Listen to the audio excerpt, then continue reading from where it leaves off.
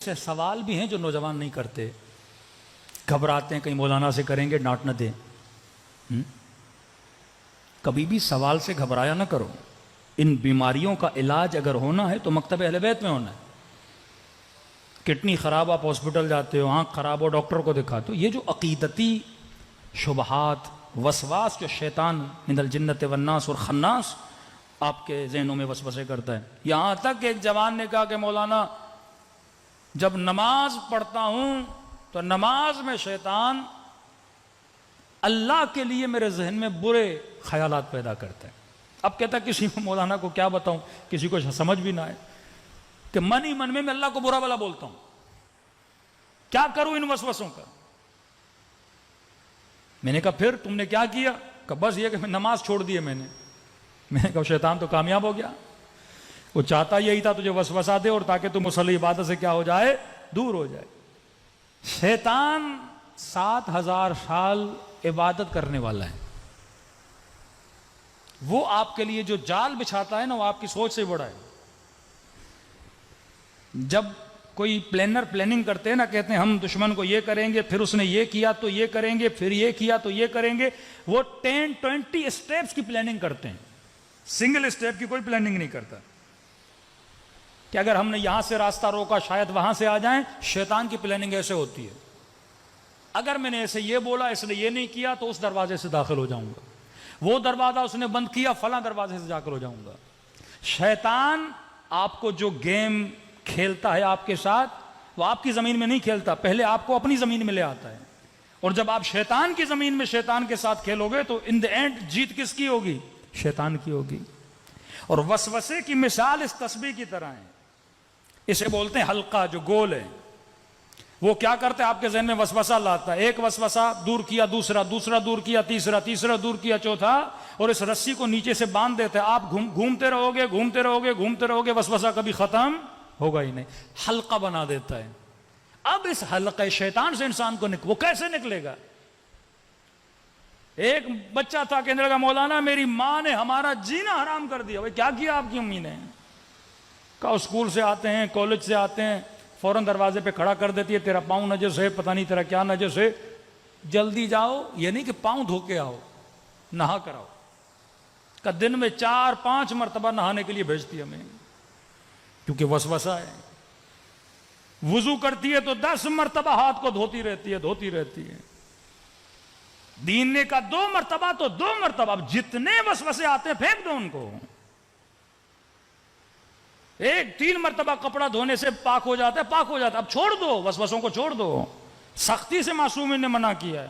مولا کا صحابی نماز پڑھ رہا تھا، ناک سے خون کا قطرہ گرا، زمین پہ گرا، اب اس کے ذہن میں شروع ہوا زمین پہ کیا ہوگا، زمین کے نیچے کیا ہوگا، نیچے سے پاؤں کو لگا ہوگا۔ امام نے کہا تجھے کس نے کہا تھا تو اتنا سوچے؟ ظاہر پہ اکتفا کر، وسوسوں میں جتنا چلتا جائے گا وہ اتنا تجھے اندر گھیرتا جائے گا۔ یہاں تک مومنہ نے کہا کہ مولانا میں ذہنی مریض ہو گئی ہوں، میرا بچہ گھر سے باہر جاتا ہے فوراً ذہن میں آتا ہے پتہ نہیں بچے کا ایکسیڈنٹ ہو گیا، موٹر بائک سے گر گیا، کسی نے مار نہ دیا ہو، کسی نے اغوا نہ کر دیا ہو، کہ جب تک وہ گھر نہ آئے میں 100 مرتبہ مرتی ہوں، 100 مرتبہ جیتی ہوں۔ سکون انسان کو تباہ کر دیتا ہے اگر عقل انسان پہ حاکم نہ ہو۔ ایک تو وہ مریض ملا کے لگا مولانا دروازہ کھولتا ہوں تو میرے ذہن میں آتا ہے میرا ہاتھ دروازے کے ساتھ چپک جائے گا، اور پھر سوچتا ہوں ہاتھ نہ لگاؤں، کیا کروں؟ اب ذہن کا کمال کیا ہے؟ ذہن جب کوئی چیز سوچتا ہے تو اس کے اینڈ تک جاتا ہے۔ مثلا آپ یہ سوچو گے میں اگر ایئرپورٹ پہ جا رہا ہوں اور جہاز پہ نہ پہنچ پاؤں تو ذہن نتیجہ بتاتا ہے، نہیں پہنچو گے جہاز اڑ جائے گا، جب اڑ جائے گا ٹکٹ کے پیسے ضائع ہو جائیں گے، یہ ہوگا وہ ہوگا، اتنی زحمتیں۔ اب یہ سارا اسٹریس آتا ہے، آپ پہنچ بھی جاتے ہو لیکن وہ آپ کو ایسا دکھاتا ہے آپ پہنچے بھی نہیں ہو، جہاز نکل گیا ہے۔ اچانک آپ کے دل میں درد ہوا، ذہن ایکٹیو ہو جائے گا، اچھا یہ درد ہوا ہے، ہو سکتا ہے اٹیک آنے والا ہو، اٹیک آئے گا تو مر جائے گا، بیوی کا کیا ہوگا، بچوں کا کیا ہوگا، وہ ساری پلاننگ قبر تک بھی پہنچا دیتا ہے آپ کو۔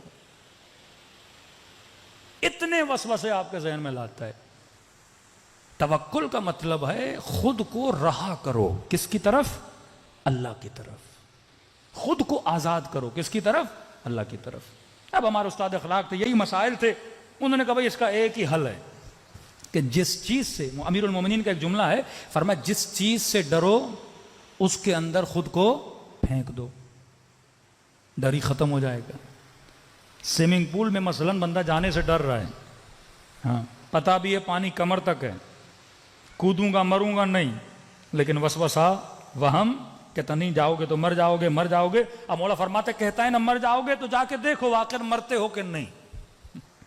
کیلکولیشن تو تم نے عقل سے کر لی نا کہ پانی چھوٹا ہے جاؤں گا نہیں مروں گا، جب کیلکولیشن کر لیے تو ڈر کیسا، اس کے اندر کود جاؤ۔ اس ماں کو کا تمہیں برا نہ لگے، لیکن یہ حل ہے امیر المومنین کا۔ شیطان کیا کہہ رہا ہے؟ بچہ مر جائے گا، بولو اللہ کی امانت ہے، مر گیا تو مر گیا۔ جب تم ڈر ختم کرو گی اس دن کے بعد کبھی وہم اور وسوسہ نہیں آئے گا۔ ایک بار بآواز بلند صلوات پڑھے محمد وعلی محمد۔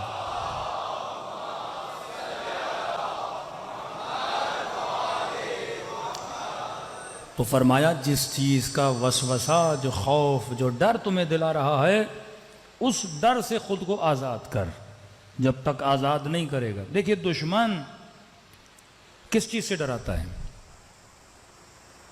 ڈراؤ، جھکاؤ، مارو۔ بولے گا میرا کام نہیں کرو گے اولاد کو ماروں گا، تجھے ماروں گا۔ یہی خوف اصحاب امام حسین کے اندر پیدا کرنا چاہتا تھا، لیکن یہاں پہ شجاعت دکھانی ہے کہ میرے مال کا مالک خدا، میری جان کا مالک خدا، ہر چیز کا مالک کون ہے؟ پروردگار عالم ہے۔ تو فرمایا جس بھی چیز سے ڈرو اس سے خود کو کیا کر دو؟ آزاد کر دو۔ اگر یہ ڈر ہے بچہ مر جائے گا کو میں نے اللہ کے حوالے کیا، جو ہوتا ہے دیکھا جائے گا۔ اگر یہ ڈر ہے مثلا یہ کام کروں کہیں اٹیک نہ آ جائے، وسوسہ ہوتا ہے، اب آنا نہیں بھی ہوگا، اسٹریس اتنا آئے گا وہ بالآخر تجھے کیا کر دے گا؟ موت کے قریب لے کر آئے گا۔ آج اکثر معاشرے میں وہم کی حکومت غالب ہے کہ میں یہ سمجھتا ہوں کہ یہ طاقت میرے پاس ہوگی تو میں کامیاب ہوں، مال میرے پاس ہوگا تو میں کامیاب ہوں، شہرت میرے پاس ہوگی تو میں کامیاب ہوں۔